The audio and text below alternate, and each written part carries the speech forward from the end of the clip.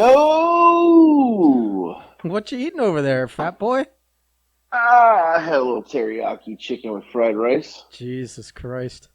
I'm uh I'm half in a coma from a pizza and watching a Another movie. pizza. Yeah. You're gonna turn into Pizza the Hut pretty soon. if Like, I eat yourself. if I'm not there already. I Yeah. already got two nice pepperonis growing right under. That's the content people want to hear. Two Oh nice my pepperonis. God. Yeah. So yeah, I got real sleepy. I ate a gazillion carbs and then while I was watching Rounders for the probably the 100th time. Uh, I get a What a little life.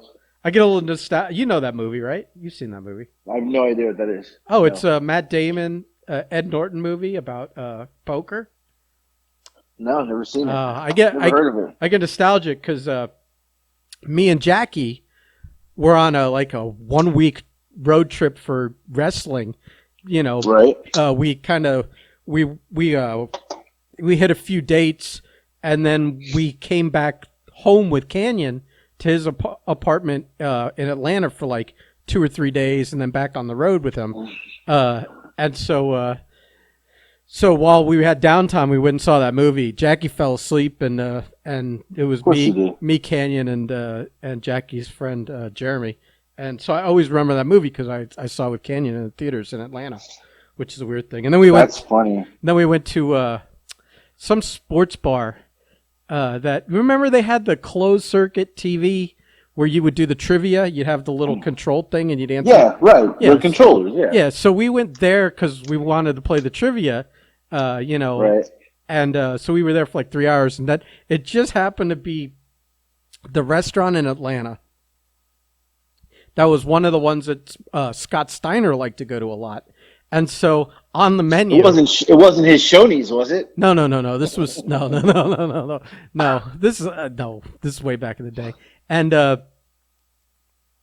they had like a few items, like maybe 3 or 4 items on the menu Right. that were like Scott Steiner's favorite dishes, and they had like a little, because it's like on a menu, it's a line Right. with maybe a description underneath, but next to it was like a silhouette of a wrestler, like a black, because it's small, like a little black and white silhouette of a wrestler to let you know Right. it was one of Scott Steiner's favorite dishes here. That's actually pretty funny. Yeah.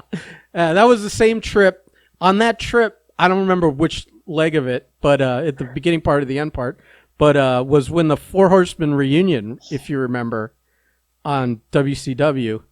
And I had gotten a long story, but Jeremy had broken my nose, and it wouldn't stop bleeding. It wouldn't stop bleeding for like a day and a half.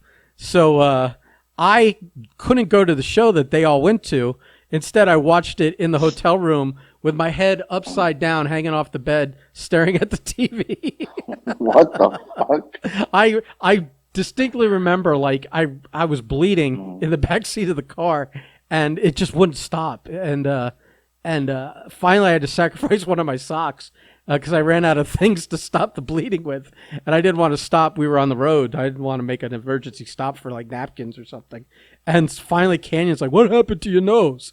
And I had to explain to him that Jeremy, who was sitting next to me in the back seat, broke it. He had headbutted me, and Canyon gave him this like total like I'm disappointed in you speech, like a dad would Right. give someone.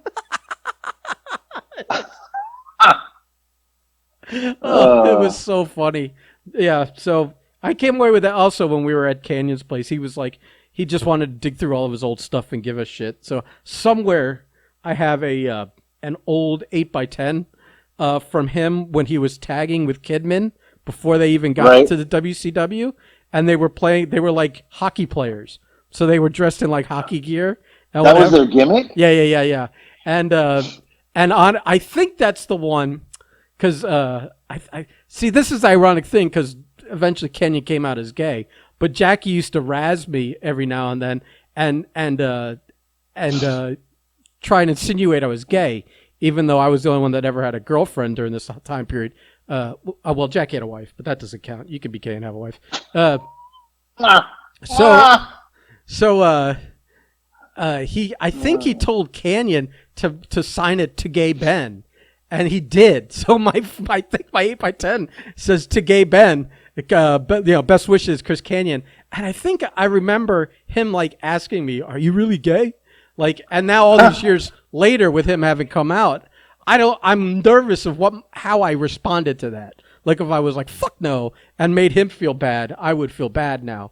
Or if I had just said no, and then he like, because he never like showed. or he was like, you were like, no, and he was like, damn, I thought I had one. Right. Oh, that little hairy bear there. That's for This little me. hairy bastard. He looked like an easy mark. I could take him down and pin him for the 1, 2, 3.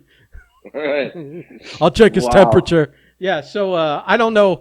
I don't know which way. I think I think I was pretty like, I wasn't like, I didn't like insinuate like anything bad about it. So I was like, I was listen, yeah, in that crew of guys that we used to go do autographs with, including Jackie, Right. you had to have like a good sense of humor about yourself because Right, you're right. always on the rotation of being ribbed. A lot of times I would regret wearing the like the elastic waist shorts because someone would come up behind you and Pants you. yank them down as Yeah. hard as you can around your ankles, and at the same time yell, "Look at me in the red shirt!" Right. So everyone would look Right, and then you're standing there with your your pants with your down, red right. shirt, and God forbid you were free balling that day or something. You got Right. the whole fucking turkey dinner hanging out down there. Yeah, no, that was always awful. Those shorts are horrible to wear Yeah, just for those moments. yeah, Right. and like you'd forget to just tie the drawstring. Or a good habit would be just always to have one hand gripping your waistband at all times, and people are like, "What are Right. you doing?" And it's like you don't. So at least you could hold the front. You just right. don't understand. Like, I got to keep these Right. at waist level. The fear of being pantsed is like strong at all times.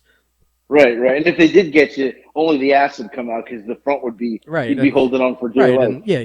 And that you can like recover quickly from. Or the other trick was like if you had pockets in it, you put your hands in your pockets because if they pants you, your hands were in your pockets, it would have stopped. You'd stop it Sort from of. doing it. But they're kind of like your hands go in your pockets in the direction where they would just slide out. No. That's a rookie move. I don't know. Like you have to Yeah. keep your hands at an angle. I mean, the best bet is Yeah. just to wear pants with a belt, which I eventually ended up doing. I would just or that, right? have like polo shorts with a belt. Right. Then the only one Right. trying to yank my pants down was Jensen back in the day. Well, she still is. Anyway, Not recently. so- I think I think Bruce cured her of maybe of meant Yeah. for general. Good Lord. Well, talking about ribs, Yeah. it's funny. you made me think of a story. Oh boy. Story time. Oh. So you're talking about ribs in wrestling. So for anybody who doesn't know, how would you describe a rib? It's like a joke. A Like, rib is a practical rib- joke. It's Right. it can come in many forms. Right. But it's mostly hazing. Right. But practical joking, hazing, anything under that category, But they could be brutal. There could be brutal. ones. Like, in Yeah. wrestling, they were, especially the more quote professional you got, the higher up towards the WWE. Once you're in the WWE, they were fucking horrible. They were horrible to each other, right. I mean, I mean- to the point where they were, shitting in people's bags. And shitting in people's bags. I remember. Right. That's probably a famous story of like I think one night a couple of guys were supposed to hide under the ring for the whole show because they were going to come out at the end, and I think Kurt Right. Hennig took a giant shit in a bucket and left it under the ring for them to have to like basically smell all night. Those Right. yeah, but a lot of times it unfortunately involved like destruction of personal property, not private, right, personal property, and those ribs I found I think are uncalled for, but they happened. So Right. And so ribs. So ribs they can be pretty bad. Like I would say, I never liked to play them because I didn't want them to happen back to me. Right. So I was I was cautious about what ribs, what ribs I did, because I didn't want it to happen to me.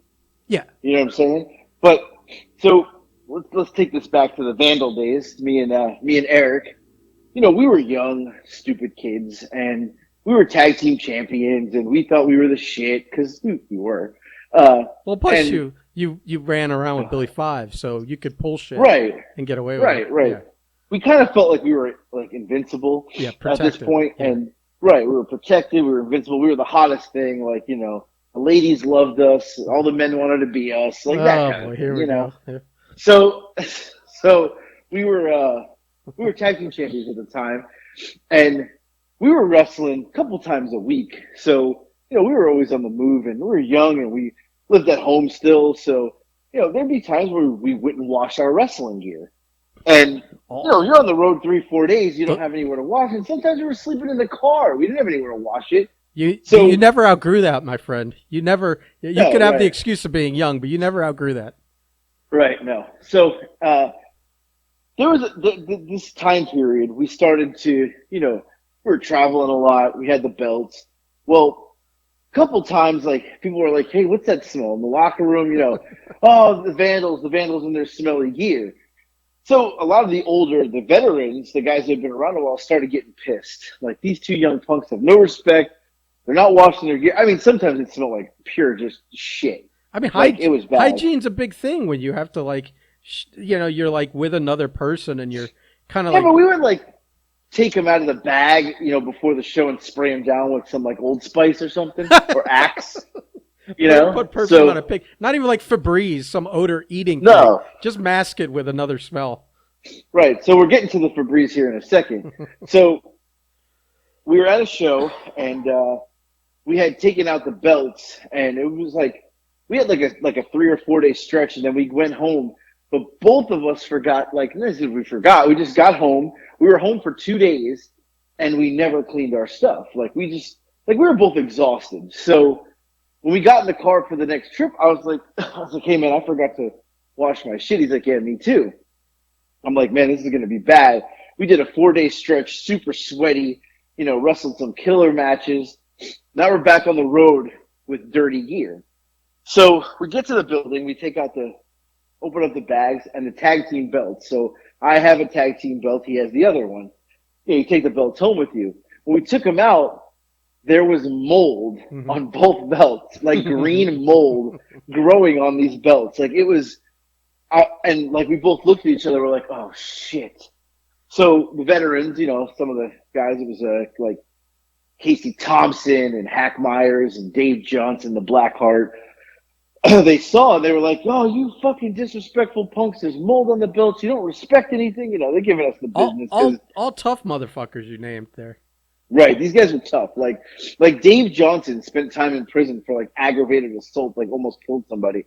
Uh, so we were like, getting the business from them. So disrespectful. Our gear smelled. The belts had mold on them. So we're cleaning the belts off before we go out. The show starts. We got to get the mold off the belts. The two of us are cleaning the belts. So the match starts. Our match is coming up. We go out there. We do our match. We get back in the back and we go to my bag, and Eric goes to his bag, and the bag is like, pick it up. It's like heavy, and I'm like, what the fuck? I open the bag. The dickhead veterans poured an entire bottle of Febreeze in both of our bags. Like the entire bottle, emptied it out in our bags. So our bag is just a puddle of Febreeze. Probably the best thing that happened to your gear in a long time. Well, our gear wasn't in there; it was on us. The bag was. Well, you should. So Okay, right. That makes sense. right, Yeah. right. So we were like, "What the fuck," And then nobody wanted to say who did it, and obviously we know who did it, right? Like they were all acting like dickheads. I was so pissed because like I had my phone in there, like my wallet, everything is covered in fucking Febreze. But I was pissed, and they were like trying to act like they didn't do anything. Oh, I don't know who did it. I was like, and that's the point where I was like, I fucking hate these old wrestlers. Like they're such shitty human beings because they really were. They were shitty human beings. I'm like, these motherfuckers. And they're like, oh, it's just a rib. I was like, it's not a rib. Like, you literally ruined my shit because you threw Febreze in my bag. Like, it was just like everything was floating in the bag. Like, it's full of Febreze. and they thought that was a funny rib. Now, what was even funnier is the week after, me and Eric wrestled. It was Hack Myers and Dave Johnson. So I was like, look, we got to get him back because in that day and age, if you didn't fight back, you were a target. You were a mark. Yeah. Like, you know what I mean? Like, if you didn't fight back, they would just keep fucking with you. Yeah, they'd lose all respect for you. Yeah. Right. I was like, we can't let this go because if we let it go, they'll just keep fucking with us. If we get them back any way possible, they'll know that, like, we're legit. They'll at least they'll get a little respect back, but also right. They'll think again before fucking with you. Right, because back then, if you let those guys fuck with you, they would fuck with you every day, every week. Yeah. But if you fought back, they would stop, right? Like they would be like, all right, whatever. You know, these guys are they don't want people fighting back because they were looking for easy targets in March because that's the kind of guys they were. They were bullies. They were fucking bullies. So I was like, we got to get them back. And he's like, how? I go, look, we can't do anything to their bags or anything like that. I said, we're literally not going to wash our gear again for 2 weeks in a row now. I said, because we're wrestling them. I said, it's going to stink. I said, but when we get in there, at some point, we knew that with them it was going to be a brawl. It wasn't going to be a wrestling match. I said, I'm going to take my knee pad and rub it in one of their faces. We've got to get them back. That I can listen from working construction and using knee pads for when you're working on the floor all day or something, or climbing on like rafters. That's the worst smell you will accumulate all day. Is that knee pad sweat? The worst. The knee pads were the worst smell in the entire worse bag. Than like the swamp crotch. Yes. Anything. The knee pad 100%. Smell was the worst. Yeah. The worst. So we go out there. The match is going to start. We're in Davia Rodeo Arena. And how many times did you guys work that building? Oh, I couldn't even. We worked it once a month pretty much for a couple of years. So like a couple dozen times? Yeah. Okay. So we knew that, like, we got to the mat, we get to the show, and they're like, they want to do this brawl, right? We knew they weren't wrestlers, they were brawlers because they were bullies. So we're like, all right, cool. So the match starts and it's just it's just mayhem. And so we get in there and we like the opening thing, and I take my knee pad right in Dave Johnson's face and I just rub it, and he is gagging. It smelled like old mustard. Like it was like the smell was so. I was gagging and I wasn't even touching it. It was just on my knee. He was like gagging. Like the match is like just starting, and I look over and Eric couldn't get Hack with his knee pad. I look over, Eric's got the elbow pad, which is just as bad as the knee pad, and he's just smushing it in Hack's face, right? So we're like, we got them. This is great. We got them back. We're laughing, like, we got them. So the match starts, is going, and then we spill out into the crowd. This is where that was a bad idea. So we get out in the crowd and we're just brawling, and all I know is Dave Johnson picks up a chair and hits me so hard over the head that the chair went. It was a metal chair, went straight through my head and was just literally wrapped around my neck. I had a lump on the top of my head, and he's like, "That's for the knee pad." I was like, "Oh, like they're pissed." Like they were pissed. So, they like wrap it. I look over. Eric's getting like hit with a kendo stick like 200 times. Like he's getting wrecked. So we like kind of like regather ourselves, and I was like, well, we got to fight back. So we fought back, and I mean, we were smashing them with chairs, and it was just a disaster. We fought all over the rodeo arena. We get in the back, and I was like, they're like, oh, it's fucked up, and I go, it's a rib. And they both looked at each other and like, you got us back, and we're like, yeah, that was the rib back, and they were like, fucking guys, well played. They're like, you know what? You guys are okay. It immediately showed them. Plus, we hung it with them all match. I mean, they beat the shit out of us, but we fought back, and it showed them. They were like, you know what? They're like, we'll never fuck with you again. They never did. That was it. Because at that point, they moved on to like the next marks who were, who wouldn't fight back. Yeah, well But played, but wash your fucking gear, you oh disgusting. yeah, they were so mad about the gear though. Dave Johnson was like, I literally was gonna throw up in the middle of the ring Ugh. to start the match. He's like, I was gagging. I was like, oh, I saw. I saw that. But yeah, ribs in wrestling were great, but you couldn't do that. You can't do that now because somebody would probably like cancel you or sue you or I mean, something. I don't know. I've done little ones. What was the one I proposed doing to Billy that we didn't do. I already forgot what it I don't was. know. I know that I had proposed doing something and I forgot. I remember doing one to Adrian Joker. Yeah. This was when Mike was running that pinup show, like convention, and since we weren't having wrestling at it, I just proposed to Mike that we hire a bunch of the boys to do security, for the thing. And he was like, "Yeah, that's Right. not a bad idea."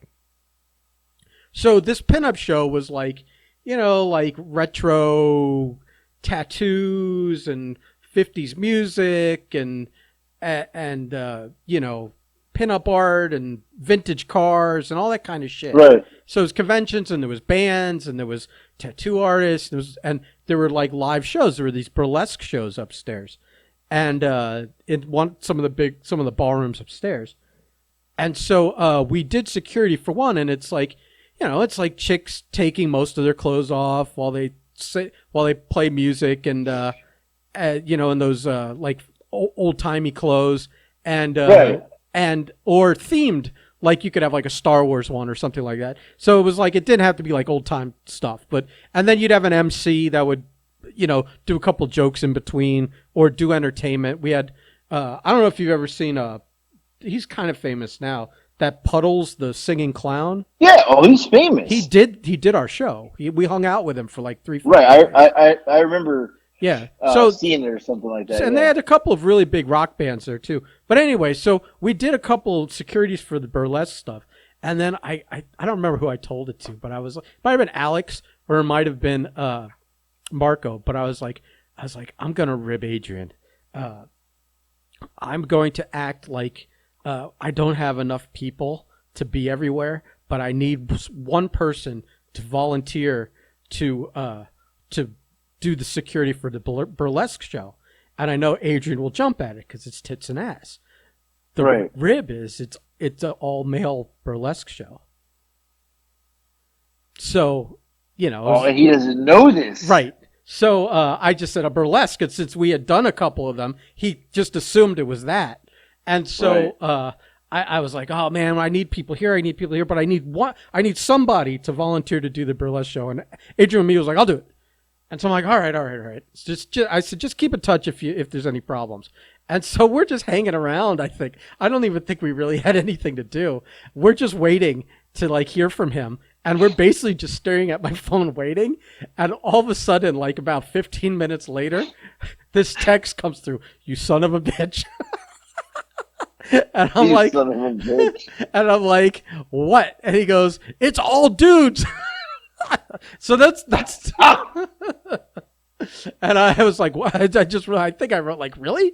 Gee, news to me. And then a bunch of like, News to me. and then a bunch of LOLs, and everyone's like standing around my phone laughing, watching these texts roll in as we're like fucking with them some more. So that's the kind of ribs I would pull mostly. I didn't want to like hurt anyone's feelings or wreck anyone's stuff or whatever, but Right. that was definitely a rib I pulled on Adrian once. Well, it's just back in the day, they were way more vicious with the ribs. Like they weren't. They were harsh on purpose. Yeah, mean spirited. They wanted to see too who was gonna. Well, you're weeding out who the was gonna weak. Stick around. Yeah, you're trying to see who can. If people can't handle it, then you want them out of the business, I guess. But that doesn't that doesn't fly these days with everyone taking mental health breaks. Right. And the cancel culture and all that stuff. all Like I just those guys would have never lasted. They would have never lasted now. Like the Dave Johnsons and the Hack Myers and the Casey Thompsons. I mean, like we'll make this a story episode of those three guys because I got stories about all of them. Now, two of the three have passed away, which makes it but, easier to tell stories right, about them. right. But I'll tell you, as much as they fucked with me, they made me tough. They made me like who I was in wrestling. Like, and I've told this story before, but I know we got a lot of new listeners, so I'll tell it again. When I started training, Dave Johnson, the Blackheart, who had the aggravated assault and all this stuff, he was a tough son of a bitch. I used to pull into practice and see his car there. I would drive an hour from Boca Raton to Hollywood, see his car there, and go, I should just turn around and drive home. Like, he was that big of a dick to me in the beginning. I was like, I know if I go in there, he's going to kick my ass. But you know what? I never turned around. I always went in. But I had to talk myself into it. But explain what kick your ass means. It was a literal ass kicking. Like, literally, yeah, like he would literally, like, now I'm not saying, like, well, we all know wrestling, you know, it's staged, whatever, this and that. He would literally kick my ass like it was real. Like, real punches, real kicks. He kicked me so hard one time in my back that, like, I was pissing blood for, like, a week. Yeah. He fucking hurt me. Like, and I never quit. I would go back, and he would always, at practice, he would always go, and this is why I would pull up and see his car and go, fuck. He would always pick me to do the match, like his training with. And we would do a match, like, you know, like a mock match, a practice match where for months and months and months, it was the same match. After like the first 3 or 4 times, we didn't even go over it. He would go, let's do it again. Like I already knew what we were going to do because we did the same thing, you know, 4, 5, 6 times in a row, that for the rest of the, you know, 6 months to a year that I was, you know, training, he would just go, let's do the same match. Nothing would change. It would literally be the same match over and over and over and over. And he would fuck me up, like punch me. He used to do, I'll never forget this. This is how ingrained it is in my brain. There was 3 things that he did that I'll never forget. Hit me with a forearm, but hit me so hard, my head would be literally jarred. Like, I would be like, whoop, loopy. The second thing he would do is he would snap marry you, where he, like, grabs your head and, like, flips you over, and you're in a seated position, and then he kicks you in the back. But he would kick you as hard as he could fucking kick you. That's the second thing he would do. The third thing he would do is he would body slam you near the corner, like near the turnbuckle. Right. And then his thing was he would go to the second rope on the turnbuckle with his, like, you're laying flat down on your back, looking up at him. His back is to you, and then he would come off and drop an elbow. But every time he'd do it, he would slam me and step on me to get to the turnbuckle. Instead of stepping over me, he would step 250-pound man, full force on my sternum, like, or on my stomach, and then go up and drop the elbow, and the elbow was so real because he tried to hurt me. He wanted me to quit. Well, at some point during all this, I was like, you know, Billy was there, and Billy was like, you got to fight back. And the last time we ever scrimmaged, we got in there, and I just punched Dave right in the face. Like, I fought back. I punched him. I kicked him. Everything he did to me, I did to him. And at the end, like, we got out of the ring, and he goes, I'm done with you. And I'm like, what? He's like, I'm done with you. He's like, you fought back. Like, we're done. I was like, okay. The next practice, I'm ready to go. He's like, no, I'm done with you. He picked somebody else. Like, I passed the test because I didn't quit, and I fought back. And I didn't bitch. I never bitched about it. I bitched to myself, you know, in the car. Like, but I never bitched to him. And I earned his respect. And he never fucked with me, like, after that. But you know? But you probably kicking yourself realizing you could have done this 3 months earlier. I didn't know. Like, I didn't know what was going on. I knew he was testing me, but I didn't know the level of what I could do. You know, and Billy was there. And Billy knew. He just, you know, Billy was like that tough love dad. You know, he like. Oh, Billy's enjoying. He's enjoying watching you, you know, get your ass kicked every time. But I think if I was gonna quit, Billy wouldn't have let me anyway. That's when he would have been like, listen, one more time, go in there, fight back. Yeah. Right, right. But I think it made me tough. It probably made me when that next generation of wrestlers came up, like Trevor and Beast and uh, Frank Stone. It made me. I became the dick, and unfortunately, the times were different. So when Dave was a dick to me, I had a set of balls. I was a man. And I was like, oh, I'm gonna fucking shut my mouth, take it, and fight back. When I tried it, I got pulled to the side and said, "Hey," by Rusty, and said, "Hey, take it easy on them. If you go too hard, they're gonna stop paying." Right. So it was a different, you know, it was different. It was a different mentality. So I couldn't be the tough guy and teach these young kids because I wasn't allowed. It That's was the start of that, like, pussification of America yeah, or shit. yeah, You know, whatever it is. It's like you just right, happen to kind of be right there at shift change and right, right, missed your opportunity to give as good as you got. right. So But it I was like, mean, but it's I mean, in a way, in some weird like kind of lame analogy, it's like abuse. If you go in an abuser's past, they were abused, and it's a cycle. right, And so that's where this old school like for all these years it was like, well, this is how it was done to me, so now I'm going to fucking train guys the way I was trained. And right, I mean, I don't know.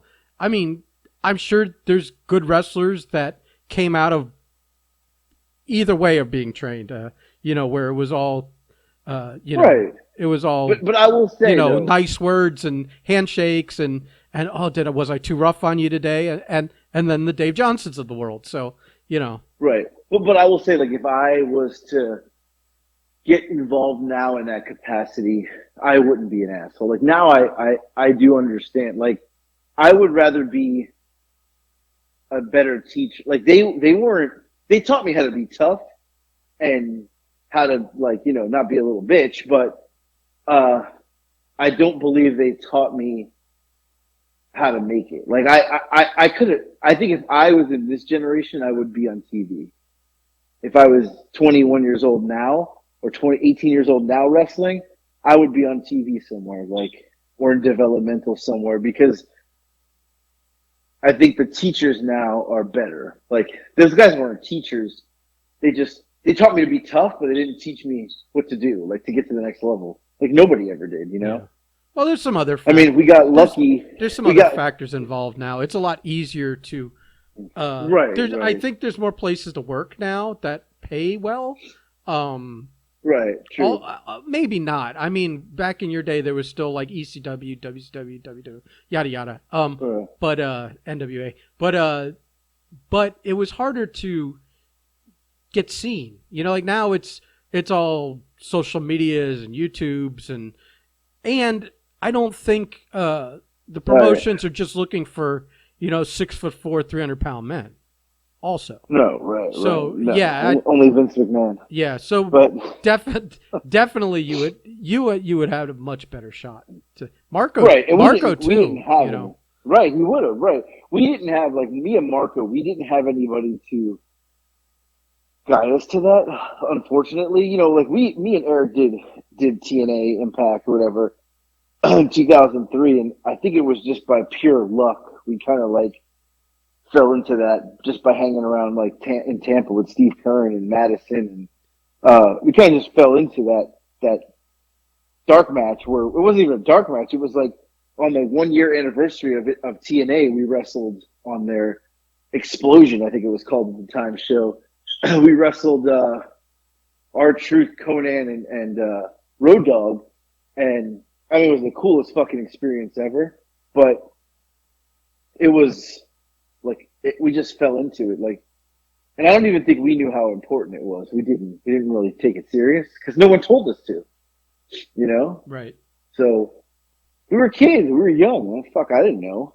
We had no idea. So, but yeah, and then the other story that I feel like I have to tell this is we were in Tampa.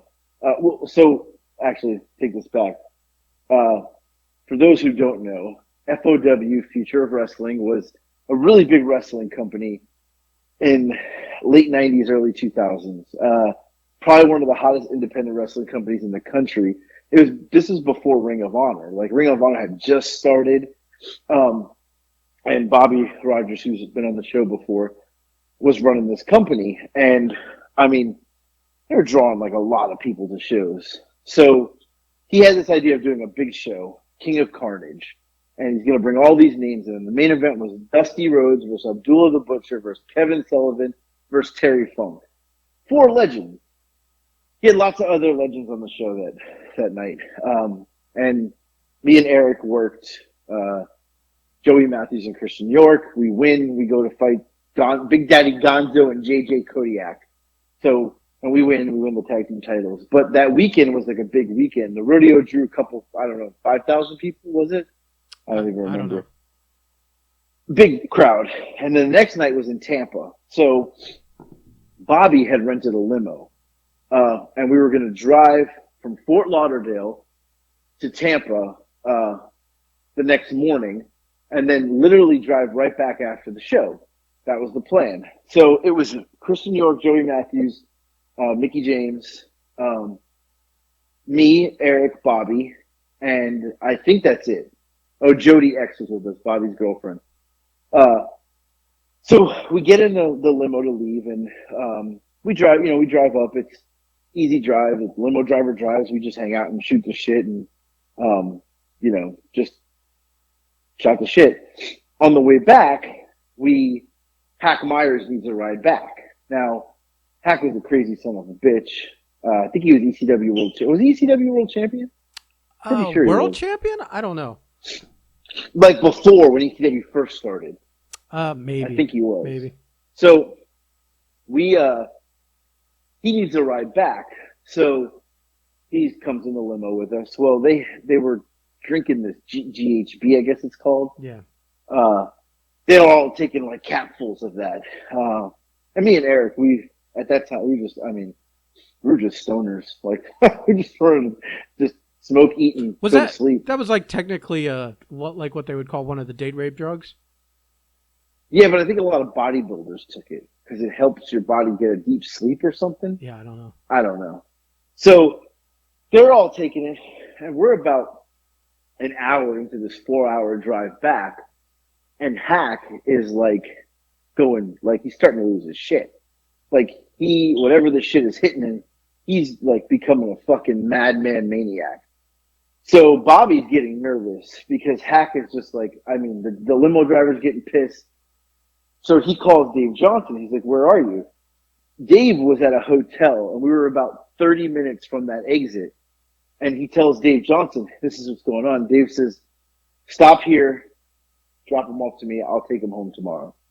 If he's out of control. So we get to this hotel, and we pull in, and the limo driver comes around to open the door, and Hack gets out and gets in the driver's seat. He tricked the limo driver. Like the limo driver opened the door and Hack went around the other direction and got in the car. So now we're all out of the limo because this is just bad news. And the limo driver's fucking livid. And Hack is fucking with him and he's gonna drive the limo. And he's going, he's stopping, he's going, he's stopping. And now it's getting late too. And me and Eric are we just want to go home. Fuck, this is so stupid. We're just pissed off. And he's locks all the doors. The limo driver can't get in. Now the limo driver wants to call the cops. And next thing you know, he's opened the window where the driver is, and now he's in the back out the sunroof.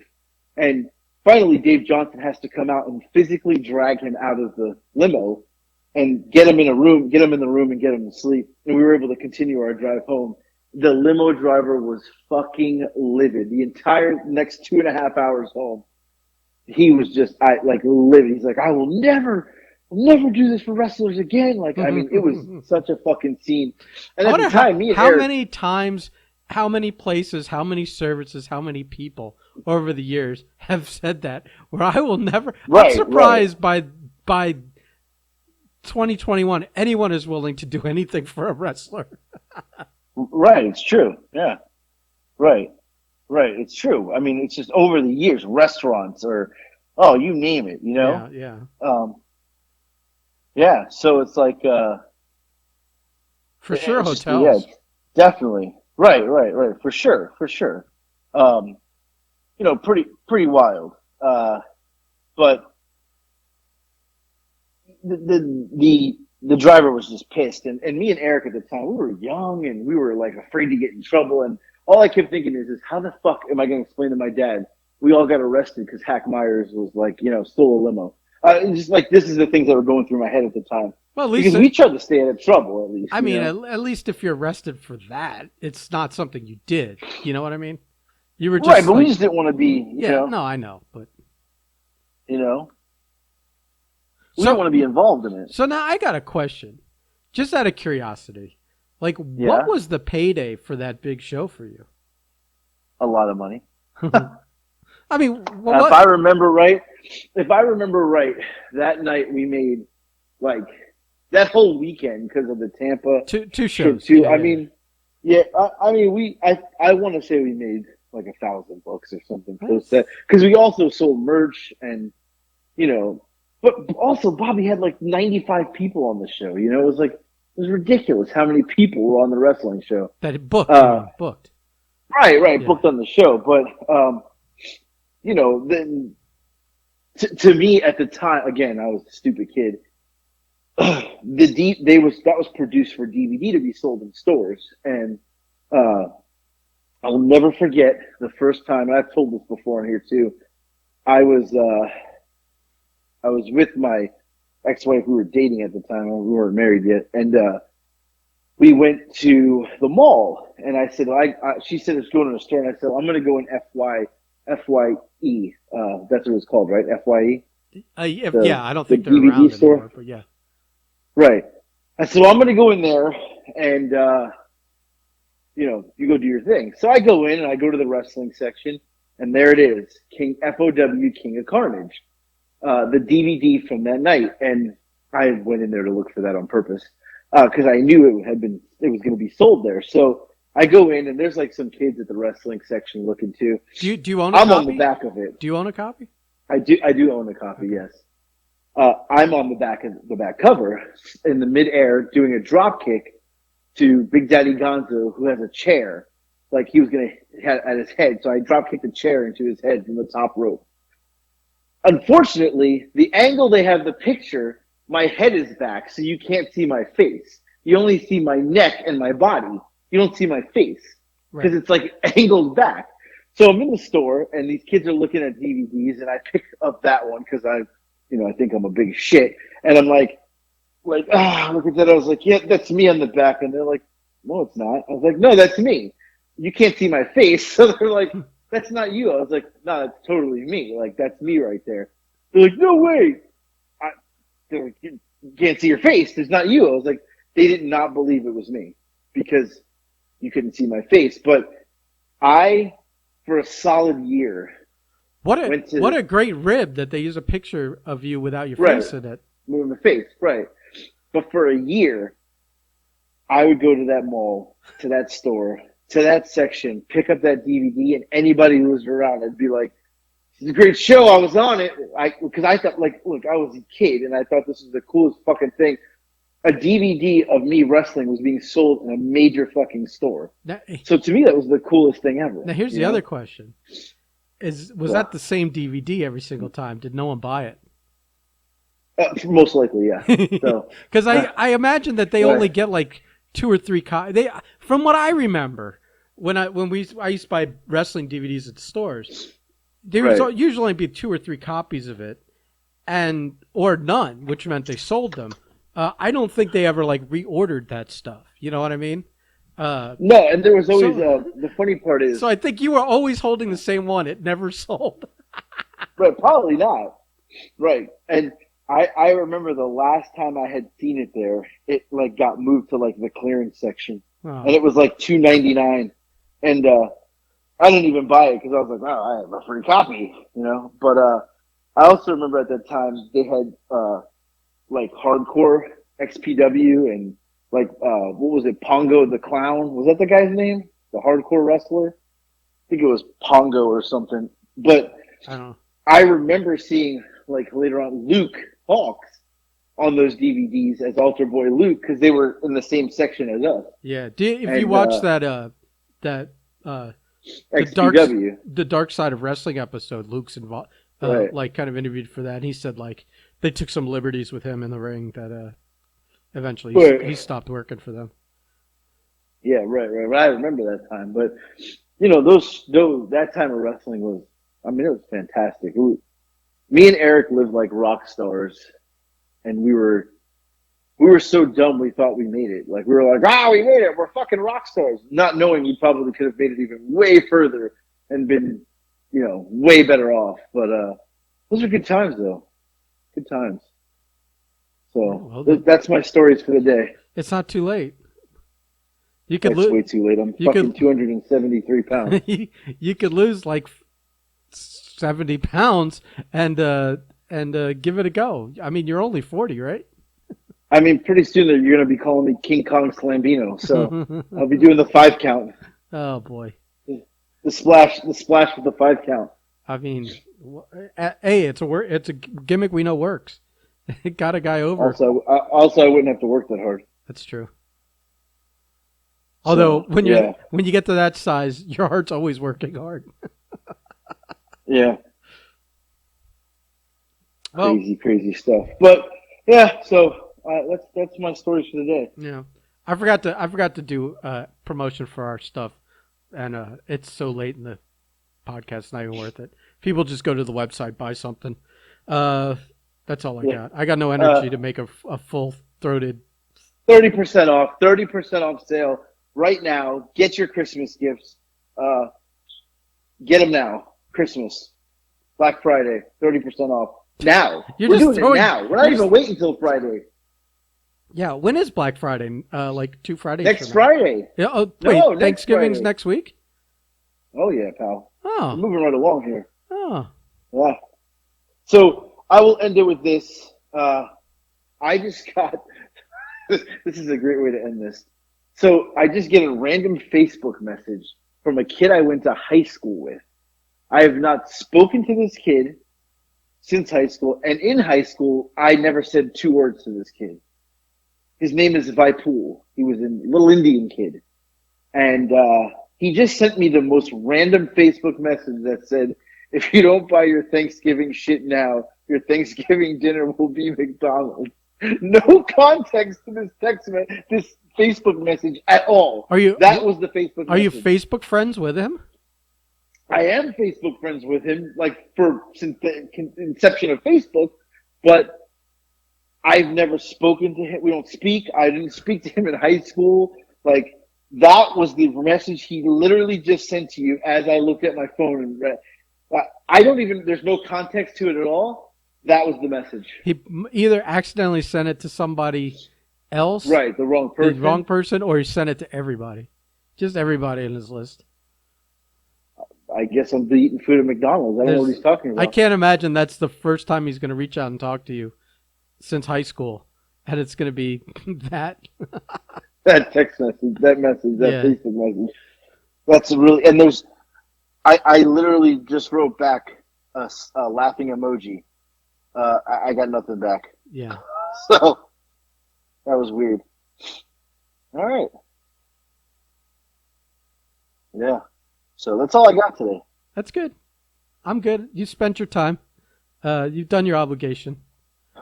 Our numbers have been on fire. We might break our all-time high even with this holiday coming up. Good. I like it. I like to hear that. Yeah, maybe. We'll see. We need people to come through for us. Or at least come back for us after Thanksgiving. Don't forget we're here. Right. Well, maybe people will be so annoyed with their families. Although, hopefully, we have a lot of British listeners now from your Tiki Talks, and they don't celebrate Thanksgiving, so maybe they'll just keep on listening and downloading. Right. Maybe it won't even matter. Speaking of TikTok, maybe you need to. I'm just telling you, you need to step it up. I keep checking in. You're not moving like you used to. You're letting me down here, pal. I'm at 251.2. Yeah, I know. Our last podcast, I just hit 250. So yeah. Oh, so you made 1,000 in like 2 days? Yeah. You used to be banging like 1,000 a day. That's all I'm saying. No, I'm at 251.2K, so That's like 1.1. 1,200. Yeah, that's 1.1 Right. Yeah, in 2 days. So, In 2 days. well, listen, That's 600 a day. You used to do over 1,000. I'm just saying. I think you need to change it up a little. I'm just saying. I think you're a little boring now. I think it's the same sitting, kind of like unwrapping something, eating it. There's no like gimmick to it at all. There's no show. I'm getting 40. I'm averaging 40, 50,000 views here, pal. Zero showmanship at all. Like no. Listen. What, I'm one of my clown. You want me to dance? Yeah, Well, maybe you need to we need to come up with a catchphrase, people. And the best catchphrase, let's have a contest. Whoever come up with the best catchphrase from the using his TikToks, will you agree to try and sneak it in for a few and see if it gets over? I will. Okay, I think that's what we need to do. So there's a contest here at the end of the episode where no one's listening. Come up with a catchphrase and send them to. I don't know if Anthony can be trusted can we trust you if they also send them to you to share them all? Of course. Or just message us on one of the Breakfast Club official social medias, either Facebook, Twitter, or TikTok, or Instagram, and just send in your ideas. But make an effort. Don't just steal like something from a commercial. Yeah, let's try and sneak something in and see how it goes. I think. All right, and people, you listen. If anybody else is listening, still here at the 50-minute mark, it's a great time for the holidays that you can get a cameo from me. I will gladly do a cameo video for the low price of like $10, where I will send a message to your loved ones, wishing them a very happy holidays, Merry Christmas, Happy Hanukkah, Kwanzaa, whatever it is. I'm the guy. Birthdays, you want me to put your product over? I'm not even charging that much. Quinceañera, right? Festivus. I'm here for you. I did one already. My first cameo was a lovely lady sent her boyfriend a cameo where I told him he was going to London to get his PS5 for his 30th birthday, and I was wishing him a happy birthday, and that I would eat some chocolate with him. Like somebody paid for that already. Like Anthony will do a 60 to 90. Support the cause. Anthony will do a 60 to 90-second roast of you or your friend. I'll do whatever you want. Whatever you want. Whatever you need, I'm the guy. This is where he'll put on the clown makeup and be the clown. For the low price of what, like $11? $10, $11. Yeah, that's it. All right. I don't even charge that much. I'm cheap. Yeah. Well, we know you're cheap. You're also inexpensive. Yeah, both. All right, that's it. I gotta go. We're creeping into the 9:40. Can I just throw one into the ring here? Yeah. I'm gonna suggest that for like 3 or 4 TikTok, no, like 5 TikToks. You have to like after you eat after you taste the candy, you have to go. That's the one, a spicy meatball. What? Why would I do that? Because it's funny. Let's just see funny. Let's just see what happens. Fuck it. It's 5 TikToks. Who cares? It would be funny. You sparked an idea. Good. You sparked an idea. All right. Someone needs to do the thinking. That's all I got. Might as well be the smart one. Right. All right, fat one. I'll talk to you later. I'm done with you. Bye. Hey, goodbye.